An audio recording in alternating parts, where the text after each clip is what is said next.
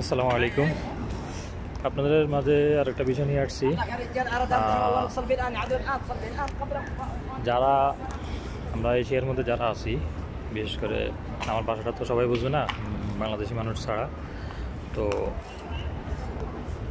যারাই মসজিদে নববীতে আসি, দরজা দিয়ে যখন বের হই আমরা হাতে জুতা নিয়ে, ঠিক আছে?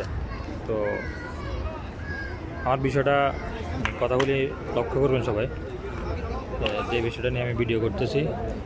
এই যে অনেকে বের হচ্ছে, ঠিক আছে, কেউ জুতা হাতে নিয়ে বের হচ্ছে, কেউ আবার দরজা দিয়ে বের হয়ে এখানে বসে দেখেন যে কত সুন্দর আদবের সাথে, ঠিক আছে, এই আরেকজনে জুতা পরতেছে, আবার কেউ কেউ আসে এখানে জুতা এমনভাবে ফেলতেছে যে মনে হচ্ছে কি জানি, মানে নিজেকে কি মনে করতেছে বা নিজের অজান্তেই ভুলটা সবাই করতেছে, কিন্তু সবাই এই ভুলটা করবে না, সবাইকে সতর্ক করতেছি। এটা হচ্ছে মসজিদে নববী, মসজিদের সম্মানার্থে, নবীজির সম্মানার্থে, ঠিক আছে? সবাই এখানে যখন দরজা দিয়ে যখন বেরোবেন, এই যারা সম্ভবত উনি বাঙালি ভাই, ঠিক আছে, জুতাটা এমনভাবে ফেলছে যে খুব আওয়াজ হচ্ছে, মানে আসলে আমার কাছে মনে হচ্ছে এটা এক ধরনের একটা বেয়াদবি। সবাই আসলে এই জিনিসটা নিজের অজান্তেই করতেছে, অবশ্যই কেউ জেনে করবে না, ঠিক আছে?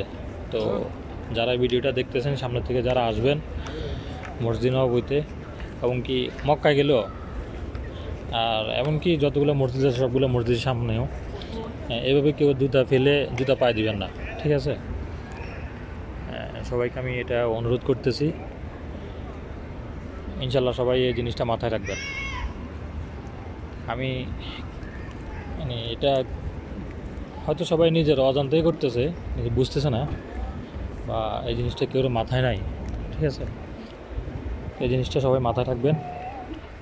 কেউ ভুল ধরি নেই, আমি কারো ভুল ধরার মতো এরকম ব্যক্তিও না, আর সবাই নলেজ এটা দিয়ে দিলাম যে আপনারা সবাই এই জিনিসটা করবেন, যে জুতা এখান থেকে বের হয়ে জুতাগুলি এভাবে ফেলবেন না, নিচে আস্তে করে নিচে রাখবেন, ভদ্রতার সহিত রাখবেন।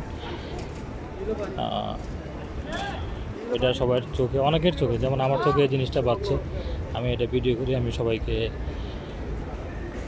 জানাইতেছি, কিন্তু এই জিনিসটা সবাই মাথায় রাখবেন। আল্লাহ হাফেজ, সবাই ভালো থাকবেন।